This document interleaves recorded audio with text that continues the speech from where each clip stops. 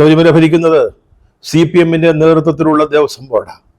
അതുകൊണ്ടാണ് അവരെ സംരക്ഷിച്ചുകൊണ്ട് നമ്മുടെ മുഖ്യമന്ത്രി പിണറായി വിജയൻ ഒരു മുൻകൂർ പ്രസ്താവന നടത്തിയത്. ഇപ്പോഴത് സ്വയം റദ്ദായിരിക്കുകയാണ്. ഏതായാലും കവർച്ച പുറത്തായി. അതിൻ്റെ ഉത്തരവാദിത്വം അവിടുത്തെ ഉദ്യോഗസ്ഥന്മാരുടെ ഇടയിൽ ഒതുക്കി നിർത്താനായിരുന്നു സർക്കാരിൻ്റെ തീരുമാനം. അത് ദേവസ്വം ബോർഡിലേക്ക് വരരുത്. നമുക്കറിയാം, സന്നിധാനത്ത് നടക്കുന്ന ഇതുപോലെ പ്രധാനപ്പെട്ട കാര്യങ്ങൾ ദേവസ്വം ബോർഡ് അതിൻ്റെ പ്രസിഡന്റും അംഗങ്ങളും അറിയാതെയാണെന്ന് ആരാണ് വിശ്വസിക്കുക? അവരുടെ അറിവില്ലാതെ നടക്കൂ.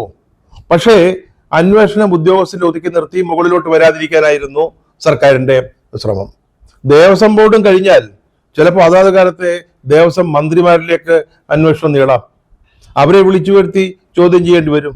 അത് വല്ലാത്ത പ്രതിസന്ധി പാർട്ടിക്കും ഗവൺമെന്റിനും ഉണ്ടാക്കും. അതുകൊണ്ട് നമ്മുടെ മുഖ്യമന്ത്രി നേരത്തെ ഒരു മുഴം കൂട്ടി ഒരേറെറിഞ്ഞതായിരുന്നു ഈ പ്രസ്താവന. അതായത് ദേവസ്വം ബോർഡിന് ഇക്കാര്യത്തിൽ യാതൊരു പങ്കുമില്ല എന്നുള്ളത്.